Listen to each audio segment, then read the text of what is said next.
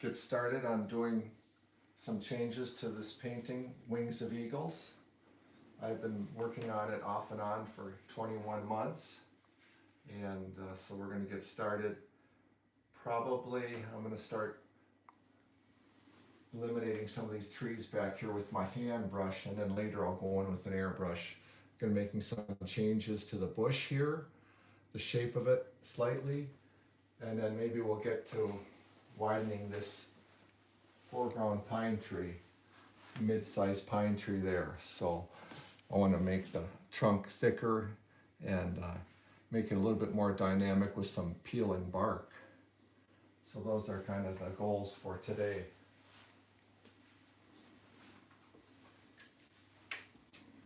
This Duralar here, this plastic is, it kind of glares a lot right now, but I made a change last night and I'm excited to paint this in later today. But this is what it looked like before. And this is what the change is. So I changed the shape of this boulder and I added a boulder over here. So that's what I had. And that's what we do. And then I enlarged a couple of the rocks. So this is before and after. I felt like that gave it more depth. So we'll see Yeah, I how really that like goes. that. Yeah. It's a nice change. Yeah. It just, in addition, and this boulder that I had before, it was just kind of, it just looked too, it just didn't look natural, and it just kind of interfered with the shape of this one in my eyes. So changing it to that shape. So do you have to change the reflection in the water too? Yes, then? I didn't do that. I noticed that later when I was done last night. But the reflection in the water is very easy to do, and I didn't worry about that too much. It's just the overall shape of the rock. It's just interesting how it can change the mood of a painting. It's very easy to get rocks too busy. I like what I have over here on the right lake point, but this rock here has got to change, and the color's got to be a little better. So I'm going to have a little bit more form to this rock.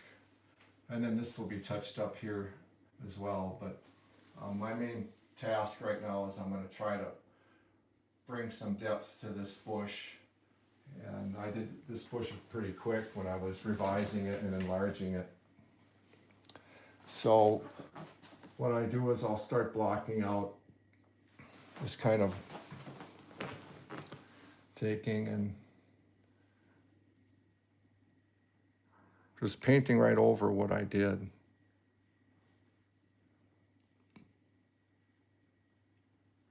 I can leave a little bit there just to remember what I had before. So I use kind of like a very dark blue glaze to start erasing.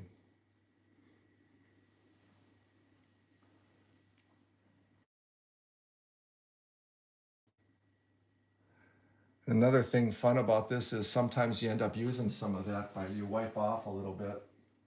If you want it to show just a little bit, you can play around with that. That's how I brought form into this bush. I kind of had them all the same color, then I started glazing back some areas. And I don't like the sharp tips on that one. It kind of was like looks like a star. And kind of break things up a little. Sometimes I stipple, just kind of put some tiny dots on to look like it's weathered leaves or insects had gotten it. From a distance, this distance you wouldn't see that much, but I like to vary kind of textures and make it more interesting, and I don't get as bored while I'm painting. You know, I don't want to get bored, Tyler, you know that. Right. Yeah, I just love the details on that rock. Yeah, this rock I've been getting a lot of good feedback on, especially when I had these leaves overlap the rock. Oh yeah. Because before the bush was behind the rock and the rock just went straight across like this. But when I added that, and then you put a little shadow in here, and it just looks like that leaf is barely touching the rock, just kind of Wow. resting on there. Isn't it kind of fun? sorry, I'm sounding like Bob Ross now. I don't want to take anything away from Bob Ross. He's my hero.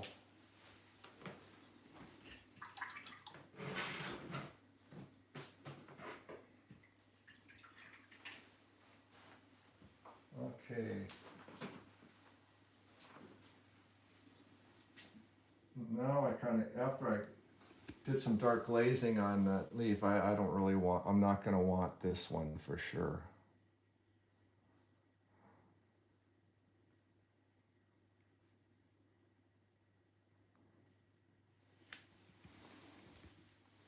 There's a bear up here if you guys see it.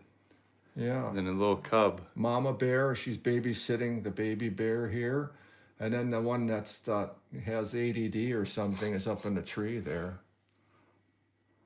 I have 11 grandkids, so we know some of them have a little bit more energy than the other ones, right, Tyler? Oh yeah. Yeah, they're a lot of fun.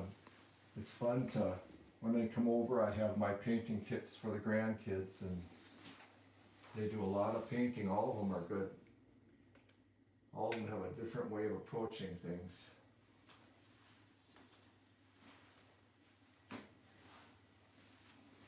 But you know, one of the mistakes I made as a grandpa is I had one of my grandsons, he wanted to paint a cabin, and I should have never let him attempt it because he ended up crying and getting really frustrated and didn't finish it.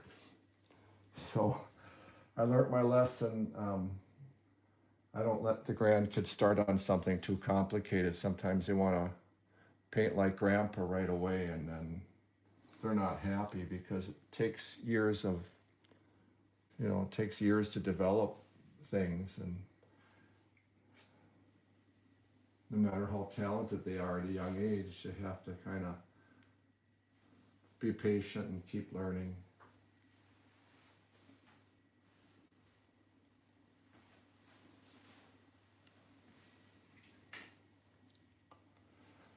I might want to take and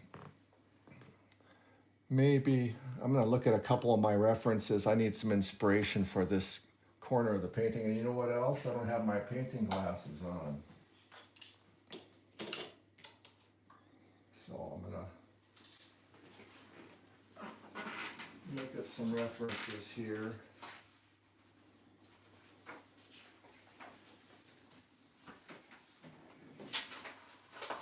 This one, a couple of these are fun. I clip things, and some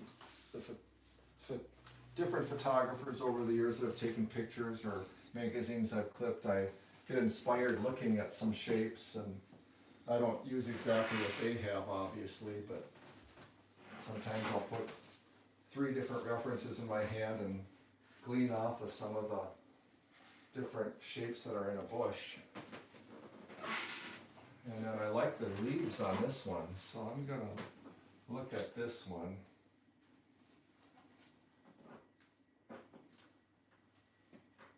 Some nice shaped leaves.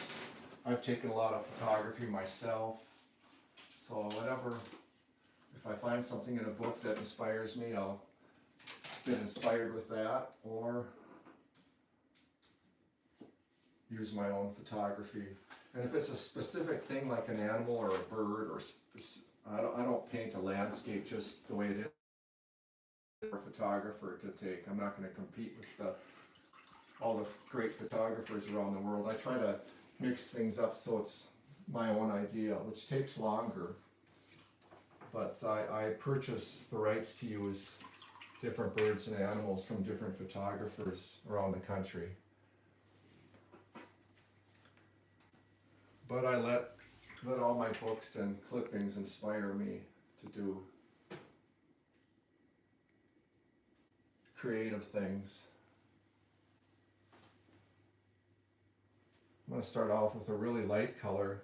It'll look ugly compared to the glazed leaves I already have on there, but this gives me direction just going with a brighter color. I can glaze it back later. So let's see, I'm feeling like maybe extend something up here just a little bit. and keep it small. Sometimes these leaves, they are kind of eaten away by the insects. Man, that is so cool how you can just paint that on there. Yeah, it's a lot of fun. I actually, bushes were probably my most difficult thing for me to do because I started out so stiff and they didn't look natural. And then pretty soon I figured out that you can just kind of just throw some color on there in the basic shapes and all the different kinds of bushes, of course, too.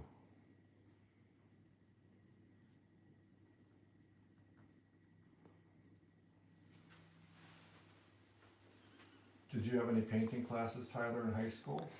No, I was more in choir, but I think Okay. if they asked me to paint, I was able to do a stick figure. Well, good for you. That's what people say a lot at my shows. They'll say, I can't even do a stick figure. And I said, I think you can. I really think that they can. They just probably making a statement. And you don't have to have these shapes perfect either because you can go and refine them later if you know that this is kind of the outside. I'm looking for an outside silhouette shape of a bush so that it feels comfortable. And I don't really like what's going on up here. So I might do a little bit of soft glazing on that and see if I can make a creative accident happen.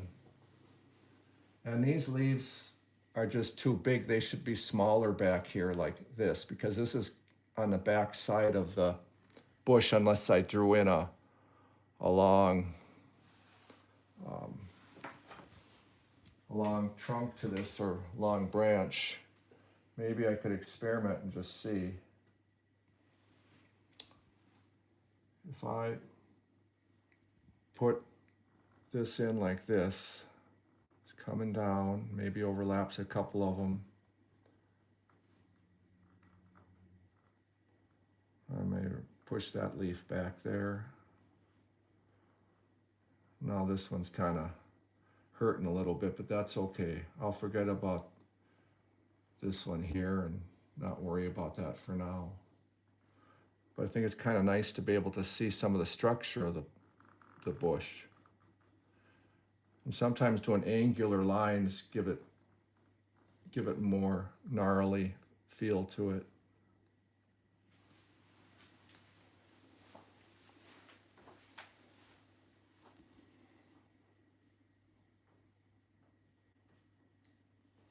And I think that helped putting some foundation to this bush.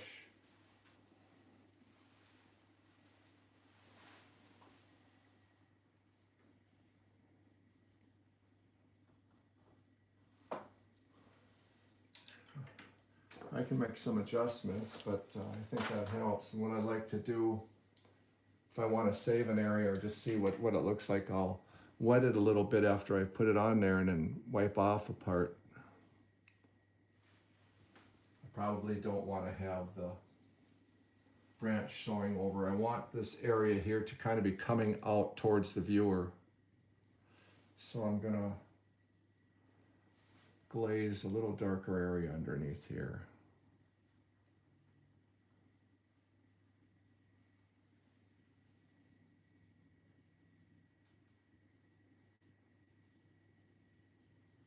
I'm not worried if the bush looks a little messy. I can put distinct shapes in after I've kind of come up with an overall comfortable. I like to squint and kind of see it. I like this area because it's coming more towards you, even though it's higher up on the bush. And then I'd like maybe a couple larger ones in here. So I'm gonna put a darker base here as if these are the leaves way inside.